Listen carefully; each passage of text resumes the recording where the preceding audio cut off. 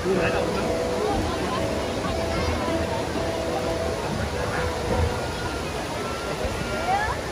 and gentlemen, welcome to Orca Encounter. For those of you sitting in the first 10 rows, you are sitting in the wet zone. Please be aware that the splashing saltwater can damage camera and video equipment. Thank you.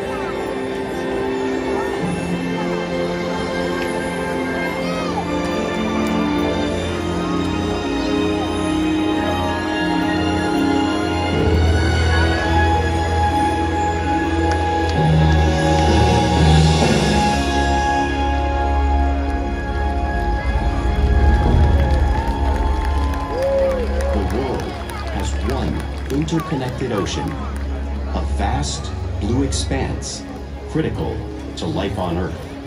And there's no better animal to represent the story of the ocean with all its splendor and uncertainty than the killer whale, or as it's scientifically known, the Orcinus orca. The orca lives in every corner of the ocean, from the Arctic to the Atlantic, the Southern to the Indian, to the mighty Pacific and beyond.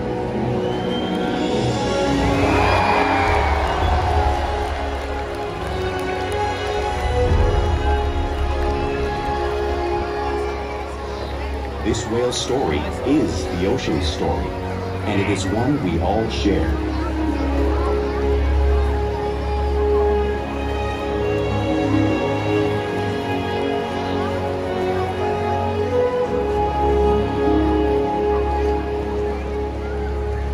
Welcome to Seaworld's Orca Encounter.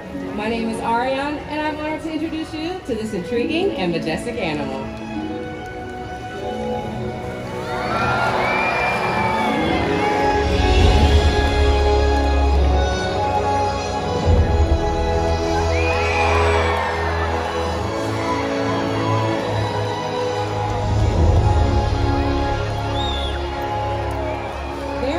Nothing like seeing a killer whale up close and learning about them and their natural behavior. We hope this Orca encounter gives you a better understanding of these amazing animals and all that they represent.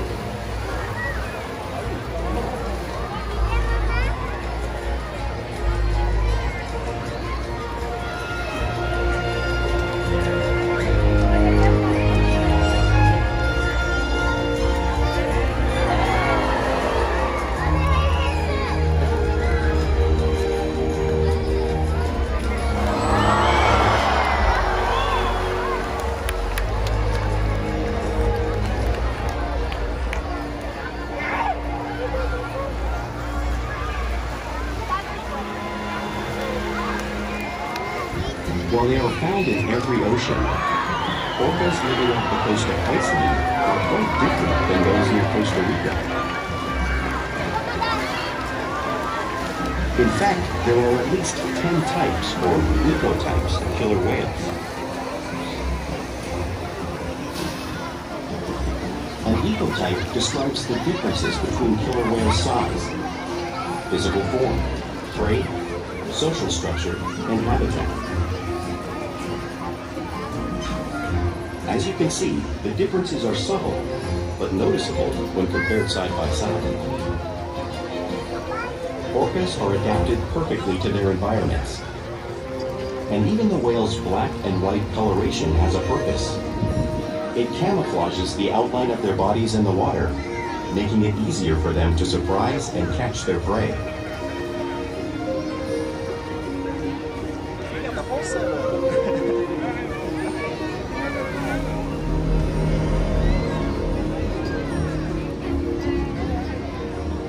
When viewed from above, the black of the whale blends in with the dark depths of the ocean.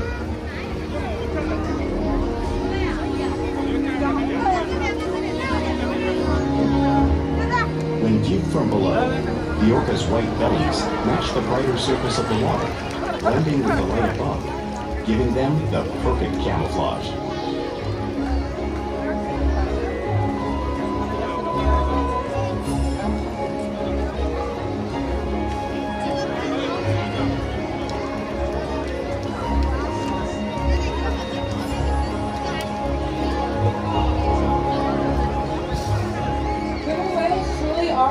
Wonder. And we're going to have Shuka help me show you all some of their physical characteristics.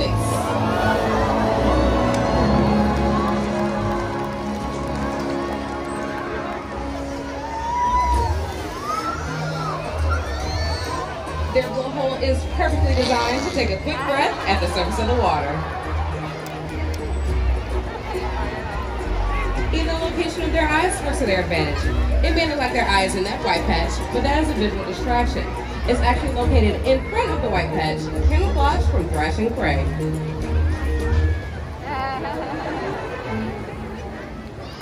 The fin on top of the orca's back is called a dorsal fin, and this is used mainly for steering and stopping. It also is used to help stabilize them as they swim.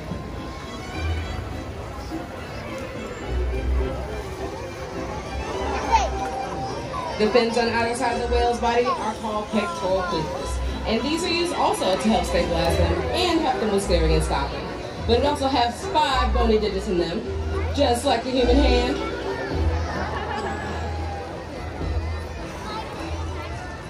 And the lobes on either side of the whale's tail are called flukes. Now this is the engine of the killer whale. It can propel them through the water up to 30 miles an hour, which is as fast as our speedboats. And killer whales use the most power and swim the fastest when they're propelling their nearly 10,000-pound bodies all the way up and out of the water.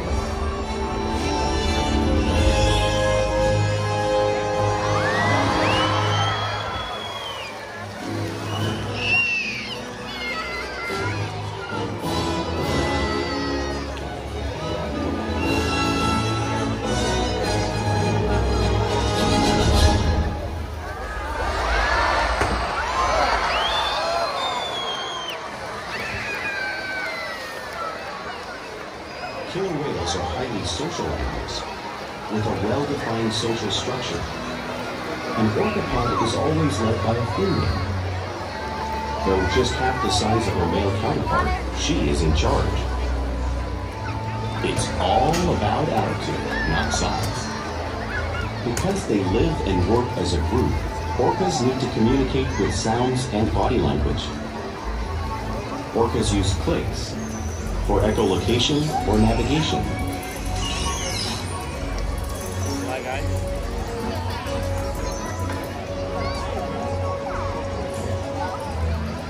Whistles to socialize in the pod.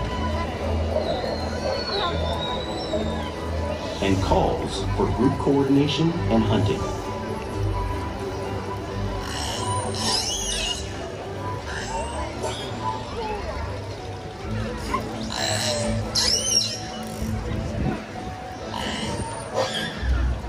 Vocal development studies here at Seaworld show that early on, calves learn vocalization from their mothers. But as they grow, they learn from others close to them as well.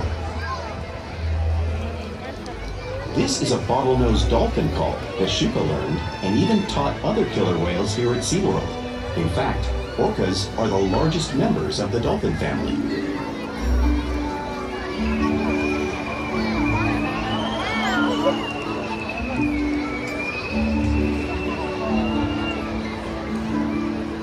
Whales here and in the wild use vocalization to communicate all the time.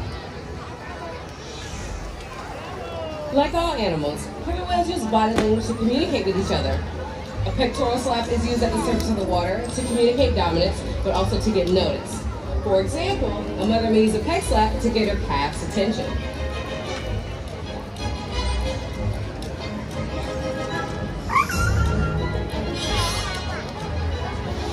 But when they really want to be heard, they breach.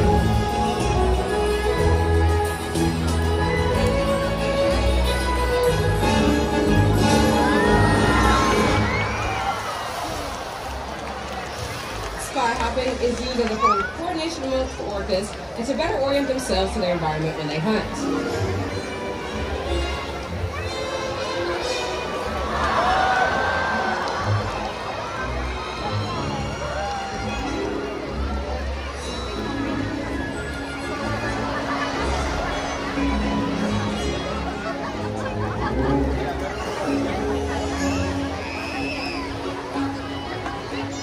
Loop slaps can also be used as a form of communication for orcas in the wild and here at Seaworld.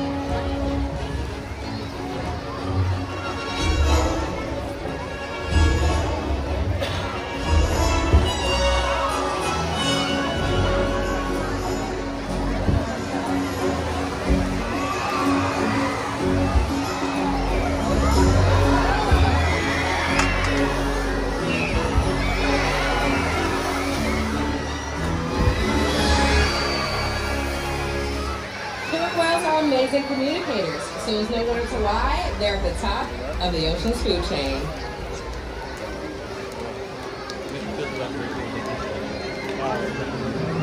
Killer whales work together to rear their young, protect their pod, and most importantly, pursue and catch their prey.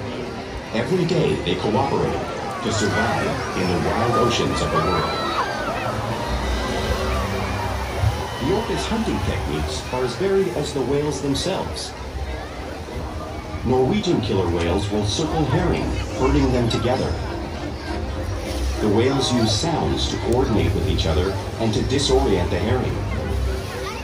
With the fish confused and contained, the whales stun them with their powerful tail flukes, making for an easy meal.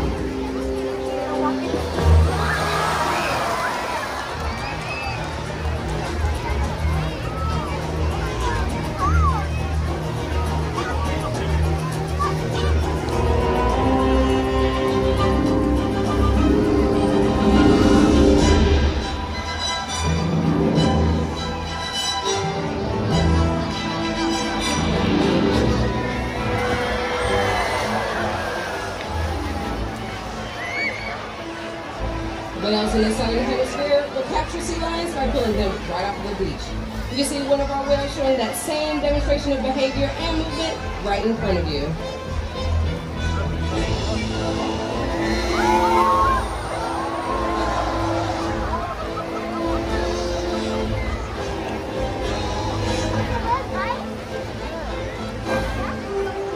Antarctic killer whales create waves that wash over ice floes, knocking unsuspecting seals into the water. Our whales have shown that same wave-making technique, also demonstrating some of the many complex and amazing ways that killer whales have loose head down to hunting all over the globe.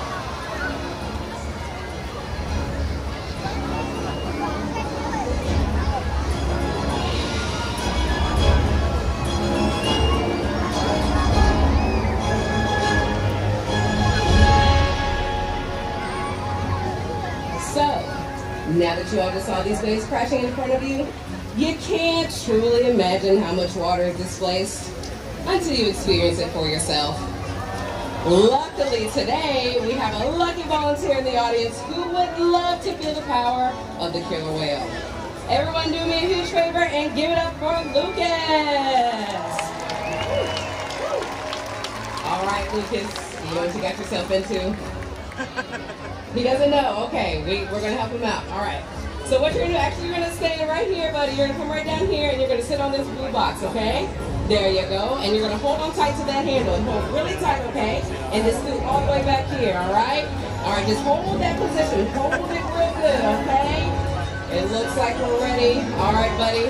Hold on there. Don't let go. Here he comes. Everyone do it up for Keith there.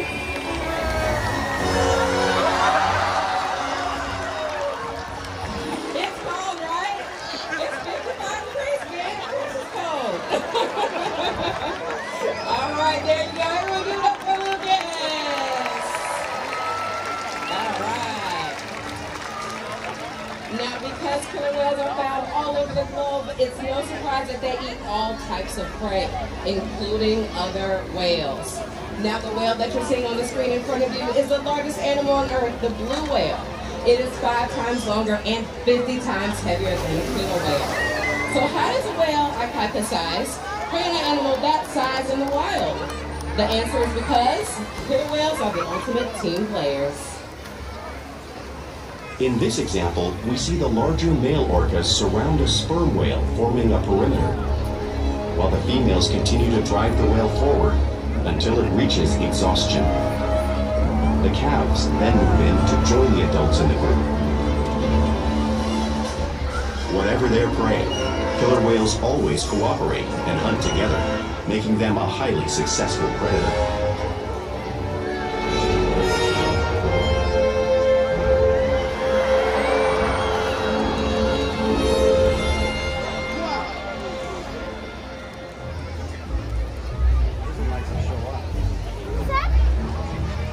Play is an important part of everyday life for a killer whale.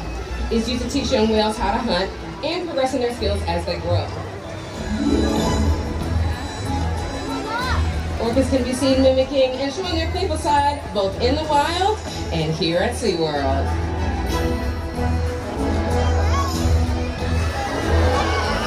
Porpoising is when a whale swims fast to the surface, breaking out of the water briefly.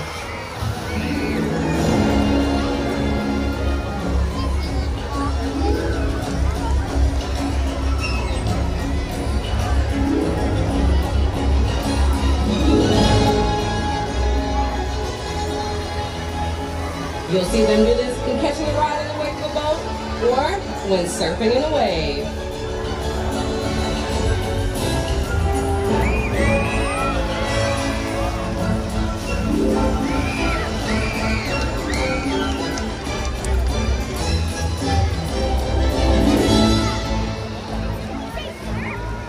Orcas love to be touched. They can be seen rubbing their bellies on rocks when they can.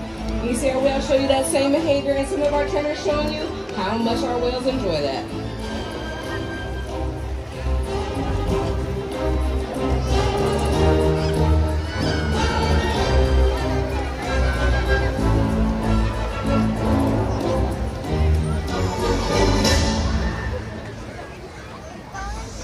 In the wild, orcas can be seen mimicking each other, and we see it here all the time at Seaworld as well. The whales are constantly learning from and mimicking each other.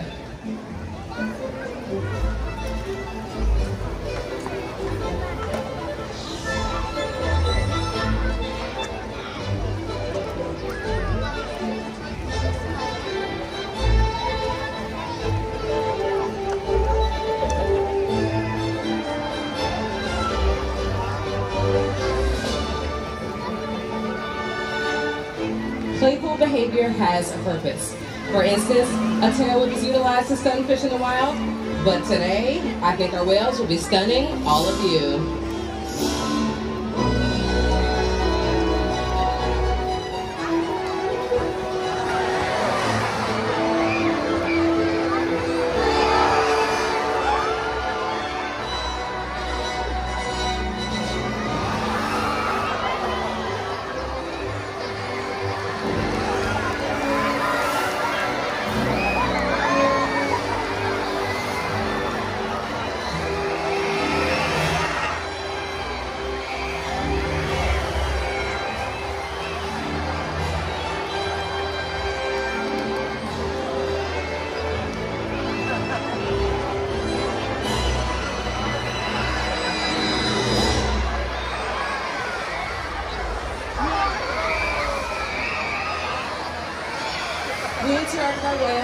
day, every day, which helps us build trusted relationships to provide optimal health care, research, and overall quality of life.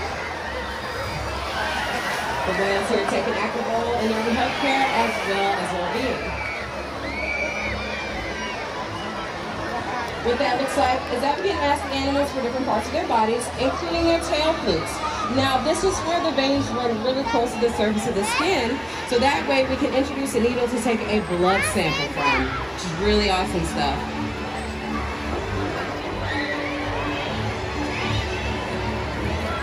We can even ask them to slide onto a scale, just like you're seeing with Orca here. And we do this once every week.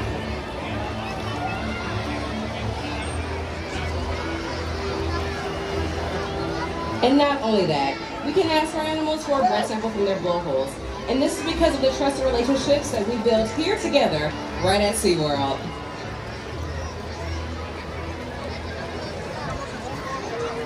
Now we're going to do something really exciting here today for you guys and introduce you to one of our whales. Now in a second here, I want everyone to give a huge round of applause once they pop up, okay? So let's see what we got here. All right, on the count of 3. 1, 2, 3. Now everyone, this is Shuka. She is one of our female killer whales. And one of the most fun things to learn about her is that she actually uses vocalizations from dolphins that she used to live with in a former facility. So she was able to bring that here and teach all the other animals in our care. Now we challenge our whales every day to learn new things, to engage and stimulate their minds. Diet, exercise, and of course play help keep these animals in amazing shape. The whales here at Seaworld have helped killer whales in the wild by participating in many research studies. One ongoing study monitors the whale's heart rate and breathing to understand how marine noise pollution from ship engines and other sources affect wild populations. In another study, scientists from NOAA, the National Oceanic and Atmospheric Administration, took measurements of the killer whales living here, including pregnant whales. By comparing these measurements with drone footage of killer whales in the wild, scientists are able to monitor the wild population's nutritional and reproductive status.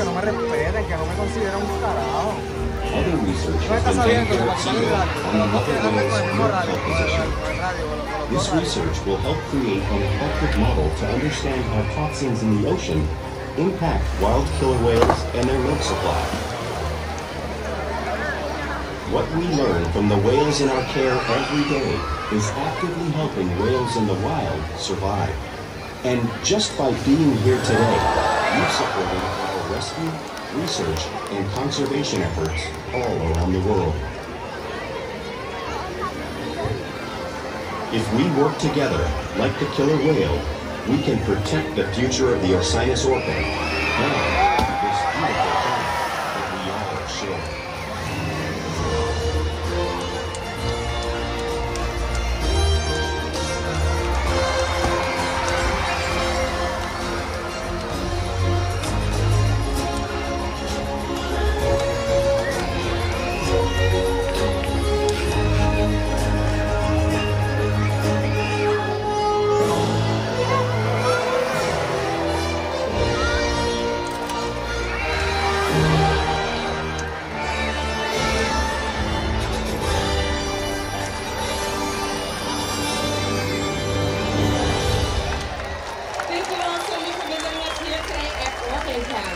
And we hope that this helps you build a greater appreciation for these amazing animals. Have an awesome day at SeaWorld, everyone. See you later.